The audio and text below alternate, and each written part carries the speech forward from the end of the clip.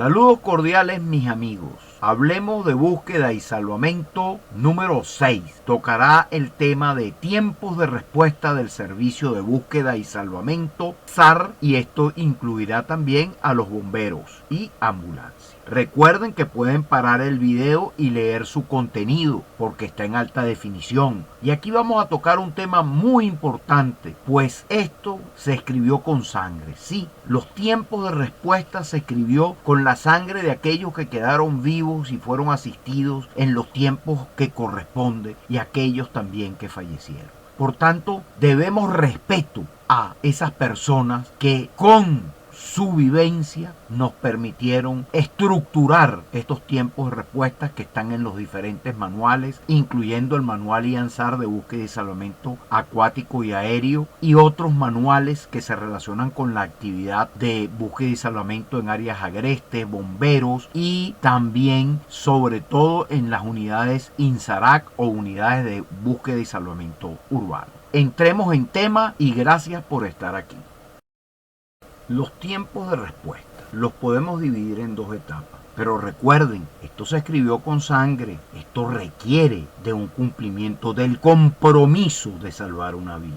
Esas dos etapas que podemos dividirlo es la primera, que es la activación del sistema. Sea un caso aéreo, sea un caso acuático, una embarcación, una persona que se ahogó, o una operación terrestre, sea un evento adverso, un terremoto, personas atrapadas, una persona perdida en un parque nacional, en una zona agreste, etc. Por tanto, ese es el primer elemento. ¿Cómo se activa el sistema? Ahí hay un tiempo y es importante tenerlo en cuenta. Y la segunda es la respuesta después de esa activación. No es lo mismo activarse para un caso aéreo o marítimo que para una persona perdida en una zona agreste. Recuérdense que una persona la declaran desaparecida 48 horas después la policía. Por tanto, puede haber un letargo en esa respuesta. Puede haber la activación, llaman para decir que hay una persona perdida, pero la respuesta no es inmediata por una serie de circunstancias establecidas por los organismos que le compete este trabajo. Pero atento, una cosa es la activación de la policía y otra cosa la activación de una unidad de búsqueda y salvamento. Y sobre todo si se trata de menores de edad, de niños. Ahí tenemos las tres áreas básicas: el aéreo, el terrestre y el marítimo. Por tanto, tenemos que tener en cuenta que hay dos etapas primarias.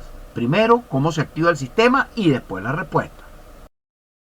Entremos a la primera etapa, que es la activación del sistema. En este caso vamos a empezar con la activación del sistema aéreo, cuando se cae una aeronave, cuando existe un accidente en una aeronave. Ahí entramos a lo que es la Organización de Aviación Civil Internacional, que depende de Naciones Unidas, es decir, la OACI, y que regula la aviación civil internacional, y cada país tiene sus normas relacionadas con estos procesos y se guían por algo que se llaman los anexos al convenio, en este caso el anexo 11 del Servicio de Tránsito Aéreo, el servicio ATS. En su capítulo 5 nos indica cuál es la aplicación del sistema del servicio de alerta en estos casos. Tenemos la INSERFA, la ALERFA y la DESTREFA. Eso lo vamos a ver y vamos a entender todo este proceso. Los servicios de tránsito aéreo, los controladores, las torres de control, los centros de control, tienen un procedimiento, y ese procedimiento, que es la aplicación que lo ven allí, dice que se aplica a toda aeronave que requiera o se le esté dando un servicio de tránsito aéreo.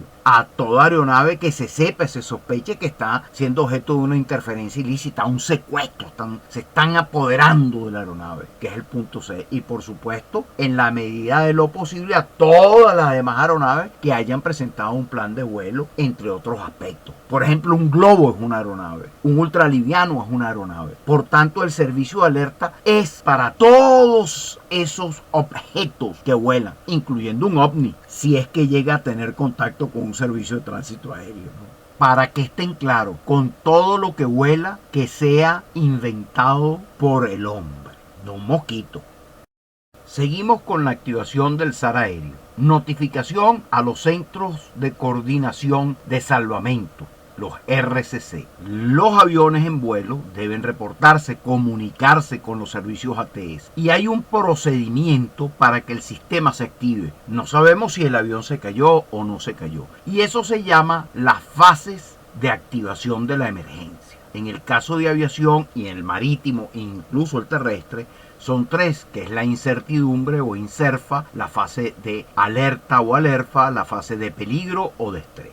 Del lado derecho tenemos una imagen y podemos ver un mensaje tipo, en este caso es de destrefa, que la vamos a ver. Y aquí en la fase de incertidumbre, de incerfa, aparece indicado cuándo un servicio ATS debe declarar a una aeronave en esta primera fase, que es la incipiente. Eso no significa que hay una respuesta SAR, aunque las fases pueden ser, si se quiere, movibles o puede saltar de una incertidumbre directamente a una alerta e incluso a una destrefa porque simplemente hay un reporte de que la aeronave se estrelló en X lugar. Mientras la aeronave esté en vuelo, que se comunica por radio, los radares, no necesariamente la aeronave se cayó, tuvo un accidente y por eso vienen estas fases, que así es que se llama, dentro del anexo 11 de la OASI, que es el anexo al convenio de Chicago. El convenio de Chicago en el caso de Venezuela es ley de la República y el anexo en el caso de Venezuela es de obligatorio cumplimiento conforme a una disposición que determinó la autoridad aeronáutica competente.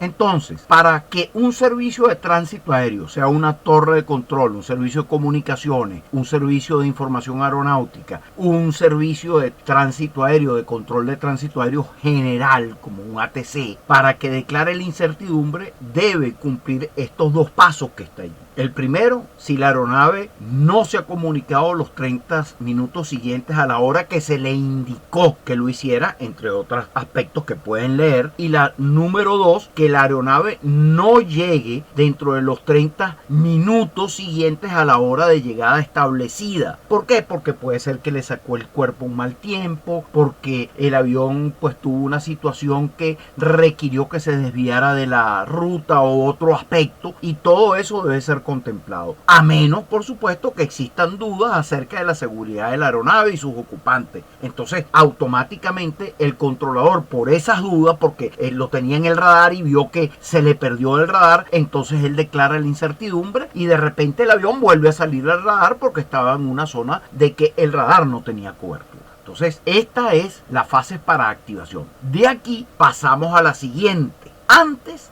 de dar la respuesta. Luego de la incertidumbre, en el caso de aeronaves SAR aéreo, la activación, tenemos la segunda, que es la de alerta.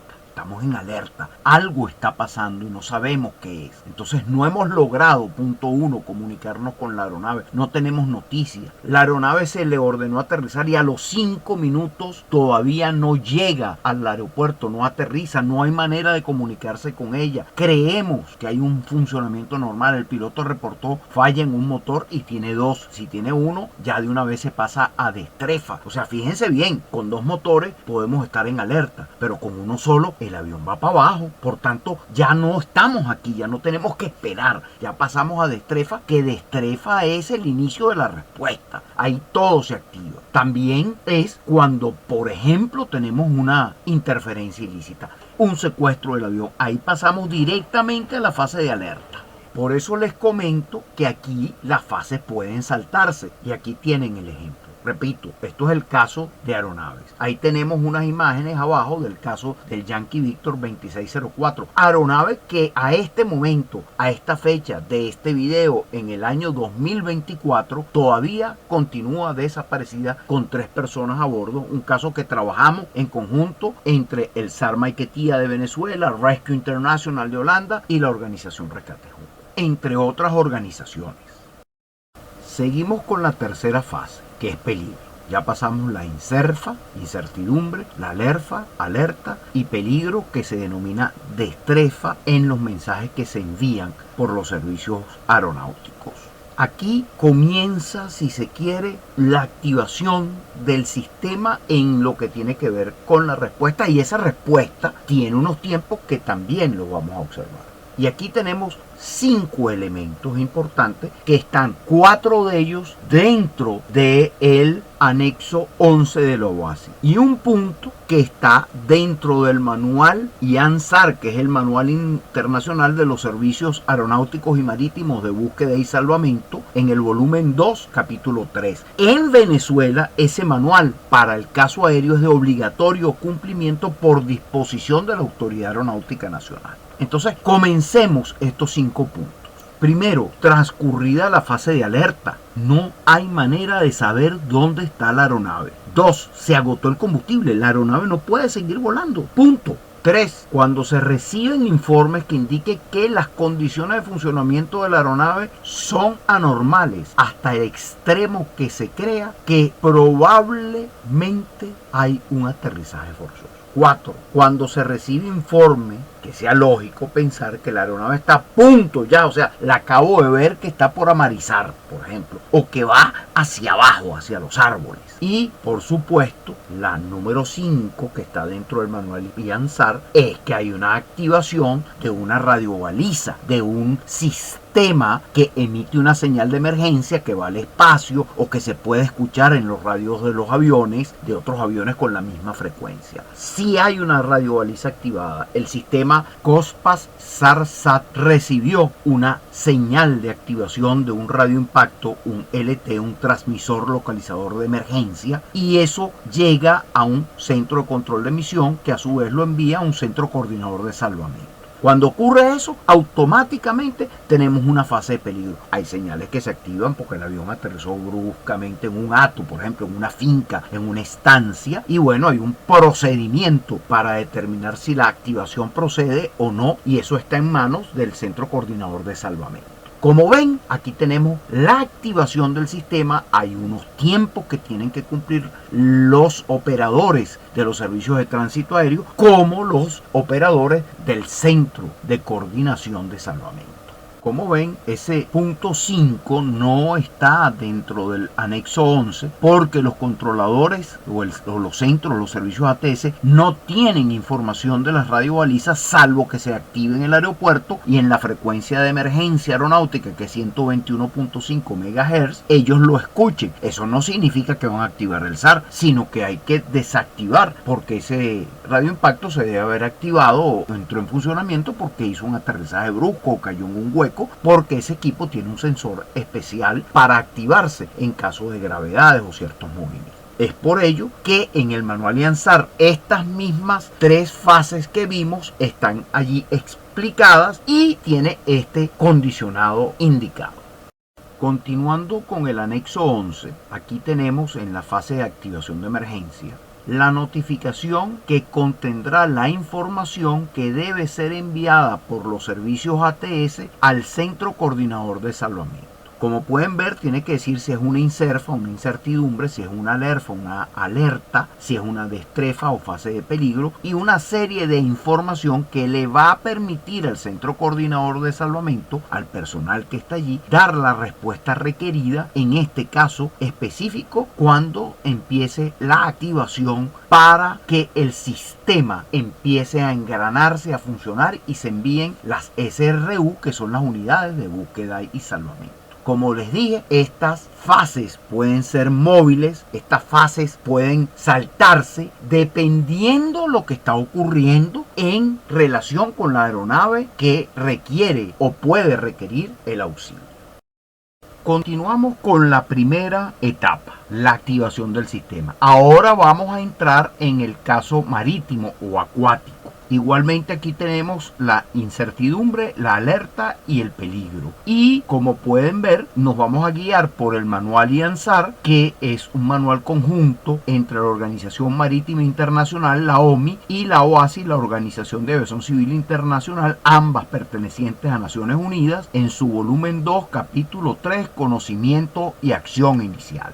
Como podrán ver, continuamos con la incertidumbre, la alerta y peligro. Aquí tenemos la fase de incertidumbre. ¿Qué nos dice el manual IANSAR? Bueno, ¿qué es esta fase de incertidumbre? ¿Cuándo se activa? Estamos angustiados, no sabemos qué pasa con esa embarcación. Igual puede ser para las aeronaves, como ya lo vimos. Y tiene dos elementos para declarar la incertidumbre. Letra A, donde se nos indica si el buque no ha llegado a su destino a la hora prevista, a la hora establecida en su plan de navegación, como lo tienen los aviones, que es su plan de vuelo. O la letra B, que no ha efectuado una previa notificación de seguridad sobre su posición. O sea, no se ha reportado, no sabemos dónde está esa embarcación. Pasa mucho con los pesqueros. Y en ese momento declaramos la INCERFA, el Centro Coordinador de Salvamento Marítimo, porque el otro era el Centro Coordinador de Salvamento Aéreo, o puede ser un Centro Coordinador de Salvamento conjunto. Eso va a depender de la estructura de cada país. Ahora bien, para declarar una de estas fases, lo hace en la parte marítima el control de tráfico marítimo, una capitanía de puerto. También el Centro Coordinador de Salvamento, en el caso marítimo, pudiera declarar esta fase. En el caso aéreo, esta fase le compete principalmente a los centros de control de tránsito aéreo, la torre de control, a todos los servicios ATS en general y también al RCC aéreo en casos específicos. Pues va a declarar la incertidumbre, la INCERFA, y va a proceder con sus mecanismos de información.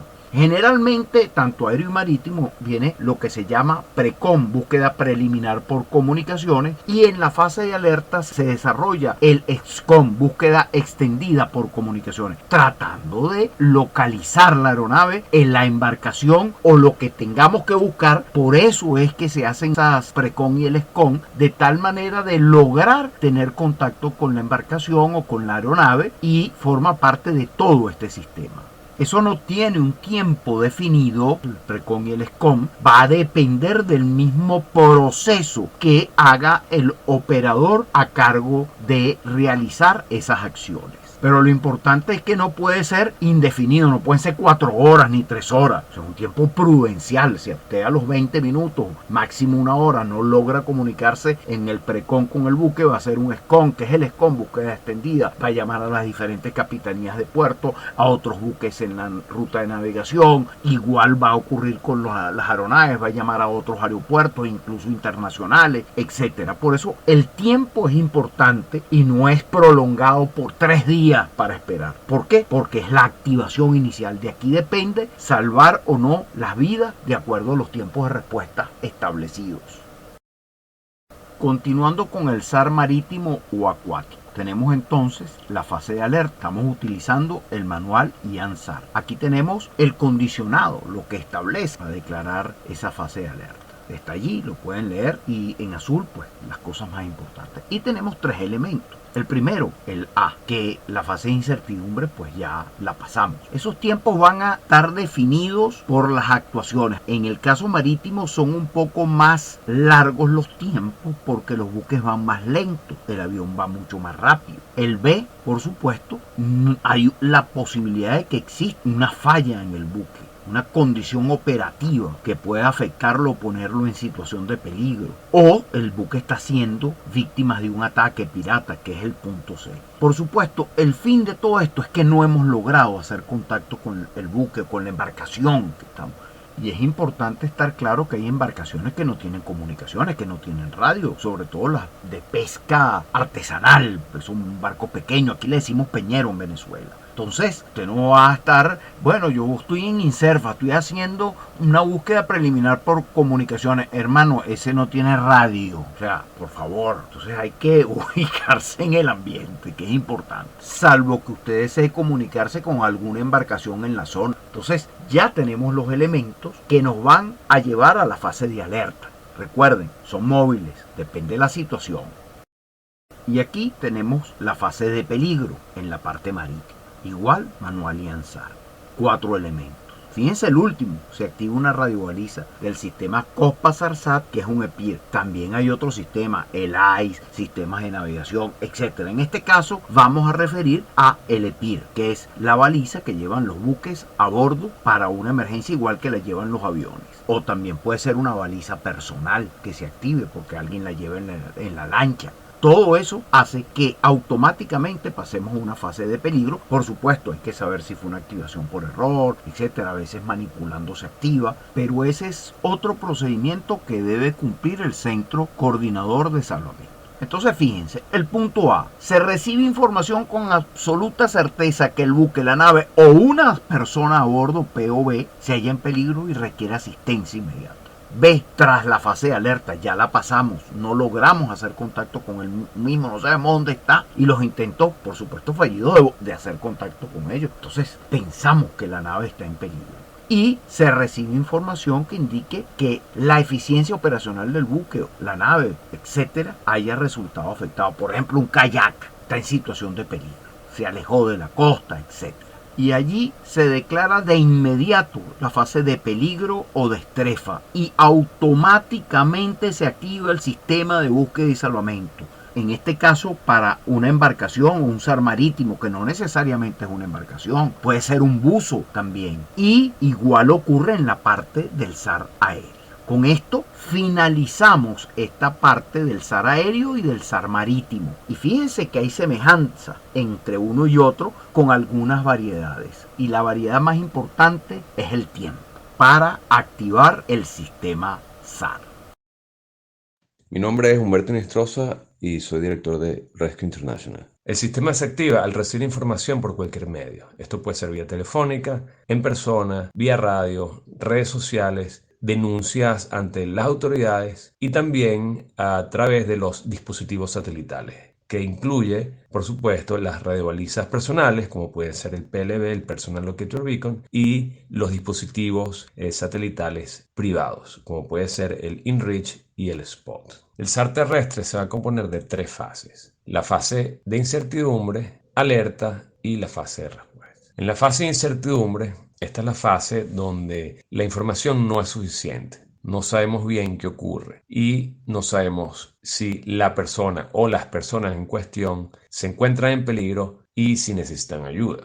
Luego viene la fase de alerta. Aquí es donde el sistema SAR viene a ser notificado de lo que sucede. Ahora bien, este se puede activar, puede recibir la información por cualquier medio. Entonces, al suceder la activación, en este momento se va a recolectar información respecto a la persona y a lo ocurrido. Y, por supuesto, no debemos olvidar que se debe también colectar información respecto al área en cuestión. Una vez se tiene todo esto, se determina la urgencia de lo que va a ser la siguiente fase, que es la fase de respuesta. Debemos recordar que en la fase de alerta, el objetivo de recolectar información de la persona y el contexto es poder determinar dónde vamos a iniciar las operaciones, dónde vamos a iniciar la búsqueda. Y por último tenemos la fase de respuesta. En esta fase ya tenemos información suficiente para poder determinar dónde vamos a iniciar las operaciones, dónde vamos a iniciar la búsqueda. Y vamos a tener la información suficiente también para poder estimar cuál es la urgencia de la respuesta del sistema SAR. Entonces, podríamos decir que la respuesta SAR en el SAR terrestre es de alguna forma inmediata, porque una vez ocurre el reporte, la notificación, se debe de forma proactiva colectar información. Desde ese momento la autoridad debe saber más, debe obtener mayor información de qué sucede y entonces poder dar una respuesta adecuada. Ahora bien, hay casos, como puede ser el caso de las radiobalizas, en que ya se recibe una señal de emergencia, se presiona un botón de SOS y ya se obtiene una ubicación y es la información mínima que las autoridades necesitan para poder generar de forma inmediata una respuesta, enviar unidades al sitio y saber qué ocurre y poder generar un rescate. Toda búsqueda es una emergencia y debe considerarse como tal. Una reacción más urgente de la necesaria se puede justificar y es preferible a no reaccionar del todo. Eso ya sería inexcusable. Se debe entonces iniciar desde el primer contacto con el organismo SAR, colección de información, determinar cuál es el contexto y determinar cuál es la urgencia. Entonces, así poder dar una respuesta apropiada al caso.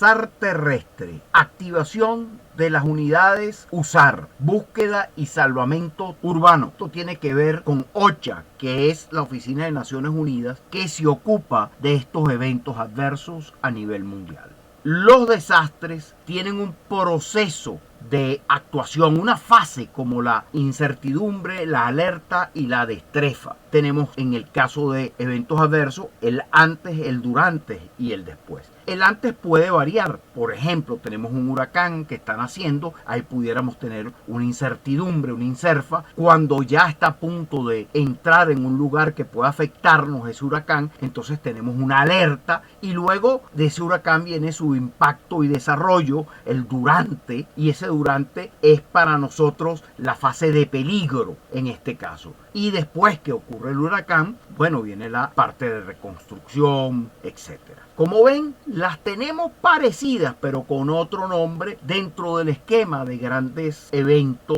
que se denominan desastres, o los llamamos así. En consecuencia, esa clasificación puede ser para un incendio forestal cuando hay altas temperaturas, sabemos que va a ocurrir y podemos estar en incertidumbre o en alerta si se produce un conato de incendio. Y la fase de peligro es cuando el incendio se desarrolla, o sea, el durante, cuando está activo. Igual podemos tener una zona donde puede ocurrir un deslave o una inundación repentina. Esas fases las podemos manejar, pero no nos ocurre cuando tenemos entonces un terremoto, porque acuérdense que los terremotos no son predecibles. Entonces no tenemos la alerta, aunque entre más tiempo haya pasado del último terremoto, seguramente estamos más cerca del siguiente. Y eso de una u otra manera nos hace entrar en el antes, que es la preparación para utilizar las técnicas correspondientes de bajar la vulnerabilidad de esa zona que puede ser sísmicamente afectada con estructuras que tengan la solidez para resistir un sismo. En consecuencia, fíjense cómo se comparan estas cosas, pero cuando ocurre entramos directamente en la fase de destrefa, de peligro, de actuación. Y es en este caso de un evento adverso que vamos a manejar lo que nuestro invitado nos va a tratar. También tenemos que estar claro que una cosa es el tiempo de movilización, que no va a ser igual para todos. En cambio, los bomberos tienen su tiempo para dar respuesta a cualquier evento en su zona, los grupos voluntarios, los lugareños que van a trabajar, y tenemos un tiempo de la operación en sí para la búsqueda. Si hay un derrumbe, tenemos que buscar a esas personas. Si la persona se la llevó el río, hay que buscarla. Si ocurrió, está atrapado dentro de las ruinas de un edificio, también nos toma un tiempo localizarlo. Y allí vamos a entender que la activación tiene un tiempo, pero también hay unos tiempos que van a ser variables, aunque la activación de los bomberos debe ser en los lapsos establecidos y los lugareños van a responder siempre como los grupos voluntarios cuando así los necesitan. Ahora nuestro invitado Mauro Aponte Díaz, del Grupo de Rescate Metropolitano de Caracas, especializado en rescate urbano, unidades USAR. Con ustedes, nuestro invitado. Les habla Mauro Aponte, rescatista por convicción y desastrólogo de profesión. En este momento quiero compartir con ustedes la información de cómo se hacen los procesos de activación de los equipos de búsqueda y rescate urbano, los llamados equipos USAR. En este caso voy a empezar con lo que es la activación cuando el evento es a nivel nacional. Estamos hablando de que ocurre un evento, sobrepasa la capacidad de respuesta de los organismos de primera respuesta, en este caso cuerpo de bomberos, y solicitan el apoyo de estos equipos de alto desempeño.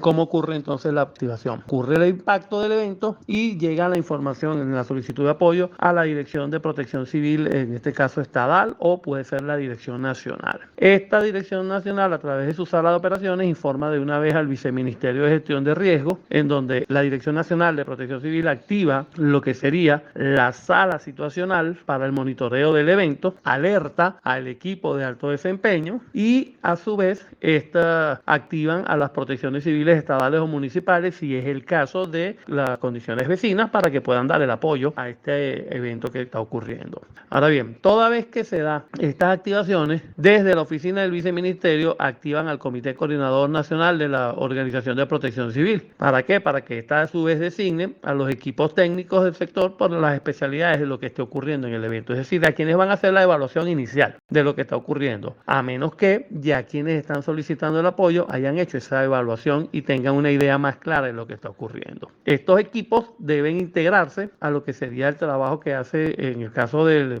aquí de Venezuela, se trabaja con la Fuerza de Tarea de Ayuda Humanitaria Simón Bolívar, y de allí se despliegan estos recursos para poder hacer el trabajo a nivel nacional, como les estoy diciendo. Toda vez que toda esta información está corroborada, está ya todo condicionado y ya el equipo de la Protección Civil está manejándose dentro de sus instalaciones para poder realizar todo lo que es la movilización, se ordena desde el despacho del ministro la movilización para que entonces el equipo se desplace hacia la zona de impacto y pueda prestar ese apoyo. ¿Cómo funciona cuando esta movilización es de carácter internacional? Estamos hablando que a través de lo que se estableció en la Asamblea General de las Naciones Unidas, en la resolución 57-150 en el año 2002, es que se conforma todo el mandato para que se pueda prestar estas ayudas.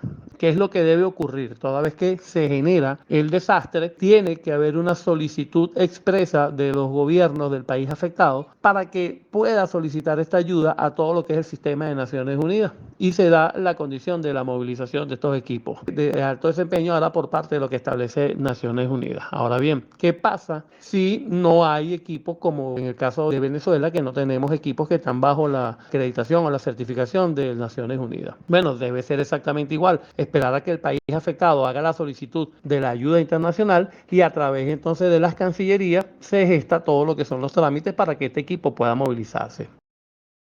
Saludos, soy Carlos Jesús Gómez, periodista y fui teniente asimilado del Cuerpo de Bomberos del municipio Sifontes y voluntario civil del Cuerpo de Bomberos Municipales de Caroní, ambos en el estado Bolívar, Venezuela. Hoy vivo en Santiago de Chile. Parte de mi ejercicio profesional periodístico lo he dedicado a lo que llamo periodismo de emergencias y desastres, dándole cobertura e investigando este tipo de hechos y la respuesta a los mismos por parte de los órganos correspondientes. La activación del SAR terrestre, en este caso los bomberos o servicios de emergencia local como primeros respondedores, ocurre principalmente mediante la notificación o información telefónica. Distintos países tienen sus números de emergencia particulares. Por ejemplo, en gran parte de Europa está estandarizado el 112-112, en Estados Unidos el 911-911, en Latinoamérica también el 911-911, pero en países como Chile, donde vivo, cada cuerpo de seguridad tiene su número telefónico individual. Bomberos el 132-132, el Servicio de Atención Médica de Urgencia o SAMU, que son las ambulancias, el 131,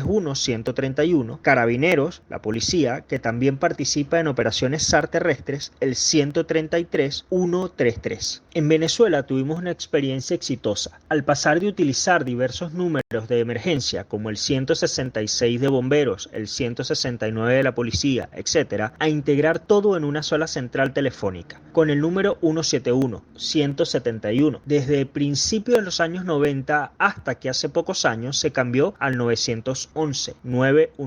Además, existen otros métodos de notificación, como la concurrencia personal de los testigos del hecho o familiares de las personas afectadas, desaparecidas, directamente a las estaciones de bomberos y afines. Así nos llegan testigos que dicen que su familiar no volvió a casa, que estaba en un parque, que estaba en una montaña, o que esta persona les avisó a ellos y les pidió ayuda y ellos se dirigieron personalmente a solicitar el auxilio.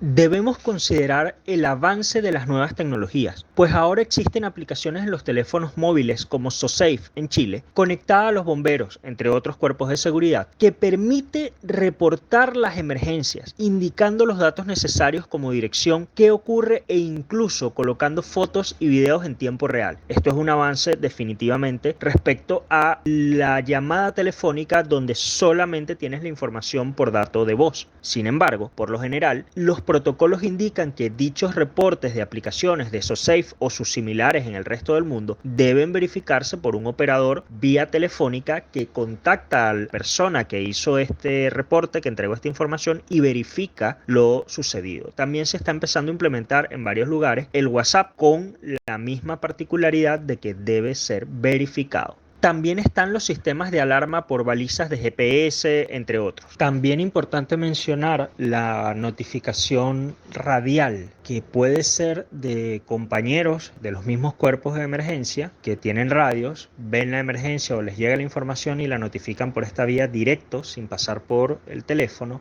o en zonas rurales, agrestes, zonas muy complicadas para los servicios telefónicos tradicionales, donde no hay cobertura, y por ejemplo las comunidades indígenas tienen sistemas radiales para informar que algo está pasando. Los aeródromos que hay en esos sectores tienen radios y mediante esa tecnología informan y activan el SAR terrestre. También guardaparques, por ejemplo, que tienen radios, que están en estas zonas de parques nacionales que son más complicados de cubrir, e informan de personas perdidas, porque les llega algún compañero de estas personas, de estas víctimas, y les comenta que alguien se cayó, se perdió, y con el radio pueden transferir la información. Acá les comparto imágenes de lo que era nuestro centro de recepción y monitoreo de llamadas de emergencia del 171 en el estado Bolívar, del logo de la aplicación de SOSAFE acá en Chile, también nuestro estandarte de los bomberos del municipio Sifontes, y finalmente el centro o la central de llamadas del Cuerpo de Bomberos de Santiago, que tiene una tecnología bastante avanzada para el procesamiento, recepción, procesamiento y monitoreo de la llamada y de las unidades de emergencia en camino al sitio del hecho. Bueno, ya escucharon a nuestros invitados, muy interesante. Ahora vamos al punto 2 o la etapa 2, los tiempos de respuesta. El meollo del asunto, lo que marca la diferencia entre la vida y la muerte, y es el tiempo de respuesta. Recuérdense esto siempre, en SAR nuestro enemigo es el tiempo y hay que vencerlo. Aquí está el manual IANSAR, los tiempos de respuesta específicos para los servicios aéreo o marítimo de búsqueda y salvamento o acuático. En el volumen 1, que para la OASI es el documento 9731 y para la OMI es una circular, donde aparece el manual IANSAR, que tiene 3 tomos. En este caso vamos al volumen 1, que es donde están los tiempos de respuesta. Primer aspecto, el servicio debe operar 24 horas al día y por ende los 7 días de la semana, es decir, todo el año. Se deben tomar las primeras acciones a los 5 minutos de recibir la novedad, es decir, el Centro Coordinador de Salvamento, el RCC, sea aéreo, marítimo o conjunto, tiene esa persona que recibe la notificación de la activación del sistema, o sea, recibe la destrefa o la declara a él porque le pasaron una alerfa, un centro de control marítimo o un centro de control de tránsito aéreo, debe organizar todo el material que tiene, ver toda la información y a los 5 minutos tiene que empezar a tomar acción. Luego, el personal de respuesta SAR, o sea, las unidades de búsqueda y salvamento, las SRU, tienen 30 minutos para estar listas. Aquí estamos preparadas. La primera unidad de búsqueda y salvamento debe llegar a la escena 90 minutos después de su despacho. Y el personal, las personas afectadas, deben ser rescatadas o salvadas como tiempo medio crítico en 2 horas. Ahí están los puntos donde está establecido o escrito eso en el manual IANSAR. Pero ahora tenemos unas excepciones a esos tiempos que van dadas por las áreas remotas. Por ejemplo, en la Antártida es un área remota. Entonces, la base de búsqueda y salvamento cercana puede tardar, en vez de 2 horas en poder salvar a las personas, 3 o un poco más. Y eso hay que contemplarlo, porque no en todos lados puedes tener bases para casos que nunca ocurren, para un caso de vez en cuando. Por ejemplo, un crucero en la Antártida, que nunca pasa nada, pero un día pasa algo. Tú no puedes tener una base allí con aviones, recursos, etcétera, para que algún día, cuando pase, entonces tú despaches las unidades. Por eso está el área remota. Entonces, fíjense esos tiempos de respuesta. Esos tiempos de respuesta están ahí, existen y hay que cumplirlos. Eso está escrito con sangre, por eso está en rojo y es importante. Los tiempos en área remota se pueden extender, pero no son infinitos. No es que yo voy a llegar 24 horas después. Eso no es el cumplimiento de los tiempos de respuesta. Sobre todo nos pasa mucho en América Latina. Muchísimo, porque no estamos ubicados en los tiempos de respuesta. Y si es a mediodía, todo el mundo está almorzando. Señores, la vida humana no tiene precio y hay que responder con eficiencia, efectividad e inmediatez para salvarla. Y esos tiempos que están en el manual IANSAR deben ser ejecutados y cumplidos. Por supuesto, si hay una operación de búsqueda porque no llegamos al objetivo o se activa la baliza en la selva y no logramos ver la aeronave o lo que sea, pues eso automáticamente debe extenderse, por supuesto. Pero si sabemos dónde está, el área, debemos responder de inmediato. Y a eso se refieren esos tiempos de respuesta. Mi nombre es Humberto Nistroza y soy director de Rescue International. En esta sección vamos a hablar de los tiempos de respuesta en el SAR terrestre. Los tiempos de respuesta en las operaciones SAR terrestre van a depender básicamente de 3 elementos. El primero es la información inicial. Esto se refiere a toda la información básica sobre el sujeto o los sujetos de la búsqueda. Si es un grupo, por ejemplo, cuántas personas conforman el grupo, qué equipamiento llevan, cuál es la descripción física, la condición física, edad, etc. Como segundo elemento tenemos el contexto. El contexto se va a ir armando a medida que avanza las primeras investigaciones y entonces se determina con mayor exactitud cuáles son las circunstancias en las que todos los hechos ocurren. El tercer elemento va a ser la determinación de la urgencia relativa. Para determinar esto, para determinar la urgencia, debemos considerar, entre otros, los siguientes factores: el perfil del sujeto, el perfil meteorológico, la experiencia, el terreno y las estadísticas de incidentes en el área. Adicionalmente, para la determinación de la urgencia relativa se puede utilizar el cuestionario de urgencia de la búsqueda. Este es un cuestionario que contiene una serie de preguntas donde las respuestas tienen un valor determinado y al final todo esto se suma y nos va a determinar, basándose en el valor obtenido, cuál es el tipo de respuesta, qué tan urgente debe ser la respuesta. Este cuestionario tiene una serie de preguntas que se refieren a el número de sujetos que se encuentran involucrados en el incidente, su edad, la condición médica, la puntualidad y la credibilidad de los planes del sujeto, las circunstancias, la experiencia, la condición física, la vestimenta, si esta es adecuada o no, o hasta qué punto es adecuado, el perfil meteorológico, el terreno y sus riesgos y el equipo que llevan consigo. Entonces, el resultado de este cuestionario de alguna forma nos da un valor para determinar el tipo de respuesta. Este puede ser una respuesta urgente, una respuesta moderada o una respuesta donde se debe evaluar e investigar más a fondo el incidente. De todas maneras, el producto final de lo que sería evaluar la información básica, la información contextual y todos aquellos elementos y factores que nos determinan la urgencia, incluyendo el cuestionario de urgencia, va a ser los 3 tipos de respuestas. Ese va a ser el producto final de evaluar toda la información, que va a ser una respuesta urgente, una respuesta moderada o ahondar las investigaciones. La respuesta urgente se refiere entonces a cuando asumimos que el sujeto o los sujetos se encuentran seriamente en riesgo, donde el tiempo de respuesta es absolutamente crítico y se debe reaccionar lo antes posible. En el caso de la respuesta moderada, este nivel de respuesta tiene un nivel de despliegue menos intenso. Aquí se hacen despliegues limitados y al mismo tiempo, pero de forma más agresiva, se intensifica la investigación para poder determinar ya con mayor exactitud si la respuesta es legítima, si la respuesta amerita elevar el grado de urgencia.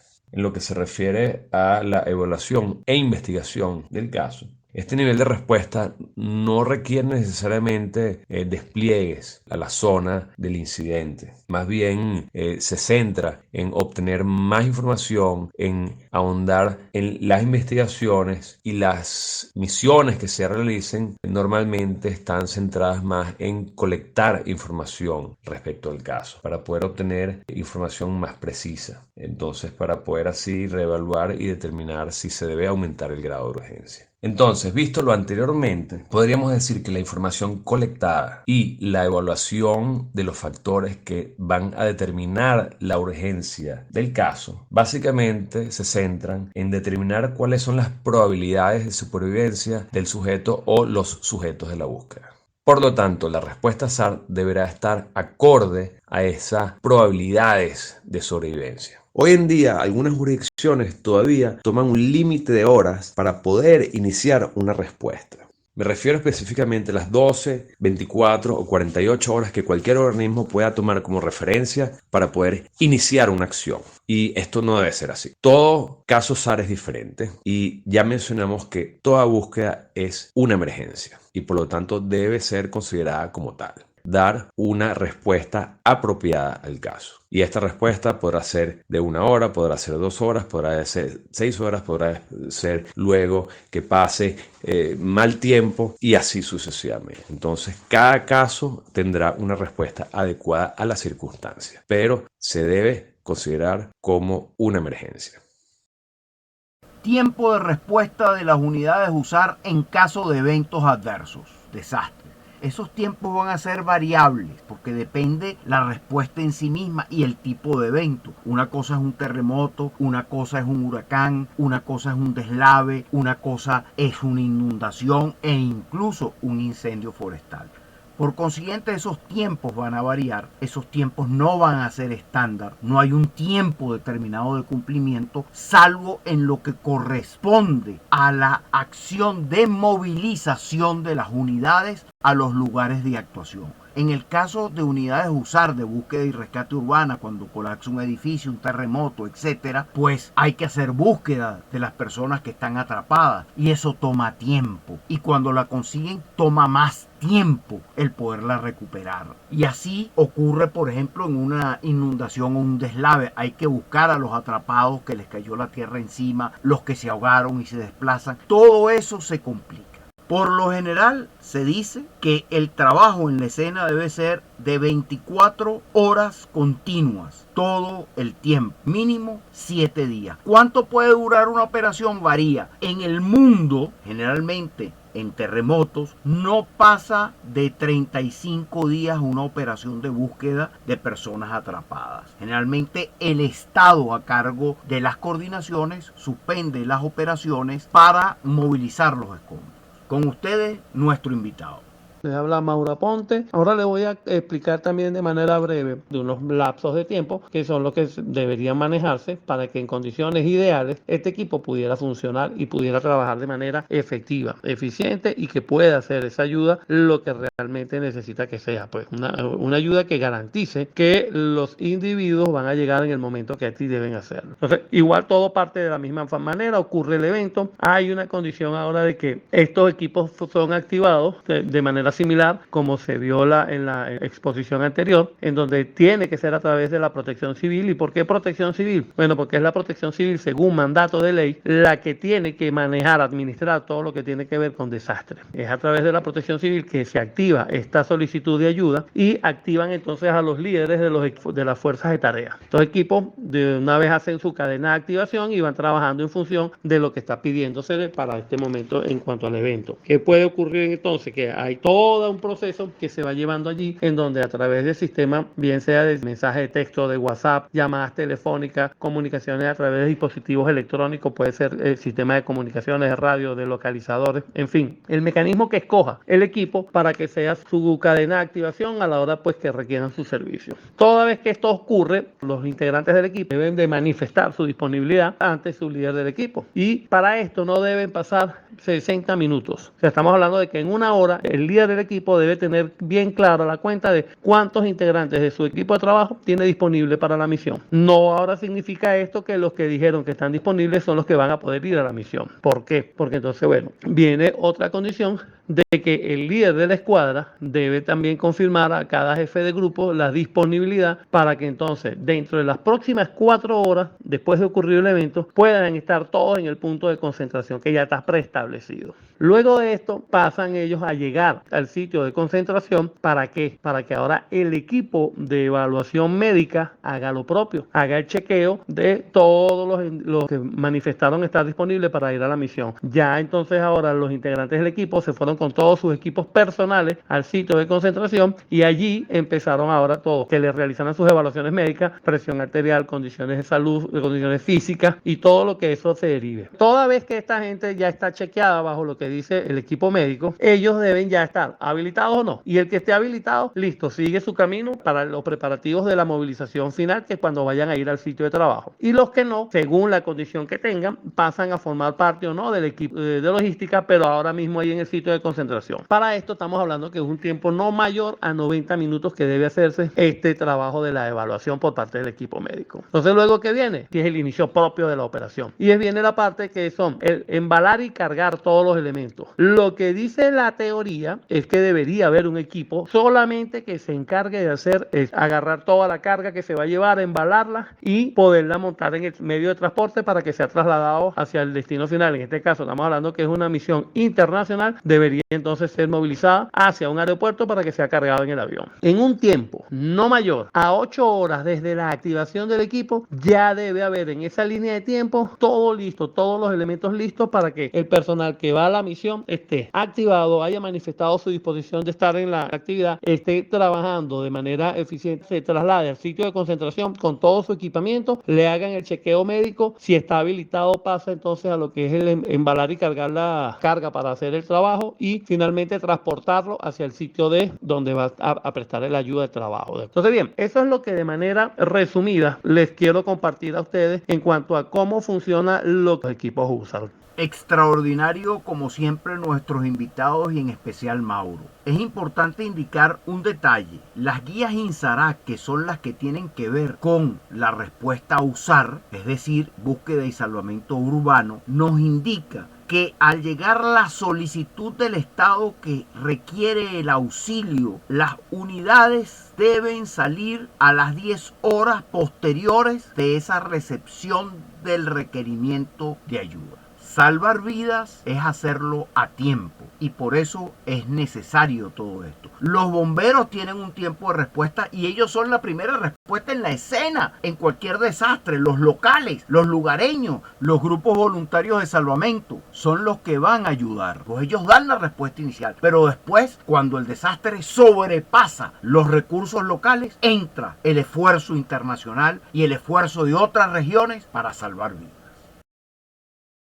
Saludos, soy Carlos Jesús Gómez. El proceso transcurre en primer lugar con la ocurrencia de la emergencia. Luego, y esto es muy importante, el tiempo que pasa entre que es notificada, procesada la información, verificada y luego el despacho de las unidades o comisiones bomberiles, el personal SAR al sitio del suceso, a lo cual se le hace seguimiento y debe reportarse la hora de llegada y avance de las operaciones. El concepto de hora dorada indica que, tras ocurrido el accidente o lesión, la primera hora que transcurre es vital para determinar la supervivencia de la víctima, por lo que lo óptimo es que la persona herida reciba atención médica y sea ingresada a un centro de salud dentro de ese plazo. Partiendo de ello, el tiempo de respuesta bomberil debería ser de 5 minutos, y no solo en lo relacionado con la hora dorada, con víctimas heridas, sino también en otras emergencias que son del ámbito urbano bomberil, incendios, etcétera, rescate de animales. Sin embargo, esto va a depender mucho, como dije antes, con la notificación, porque a veces la notificación es tardía, a veces la emergencia ocurre y la gente no se entera sino mucho después, cuando el familiar no volvió, cuando se demoró más del tiempo que debía demorarse en hacer lo que iba a hacer en la montaña, y allí se pierde un tiempo vital. Entonces, el tiempo de respuesta de 5 minutos varía también dependiendo de si la emergencia ocurre en zonas urbanas o rurales. En Latinoamérica tenemos un tiempo de respuesta promedio de 10 minutos en zonas urbanas para los cuerpos de bomberos, que oscila entre 5 y 15 minutos. En sectores agrestes puede ser bastante mayor debido a la distancia a recorrer o la no existencia de estaciones de bomberos cercanas.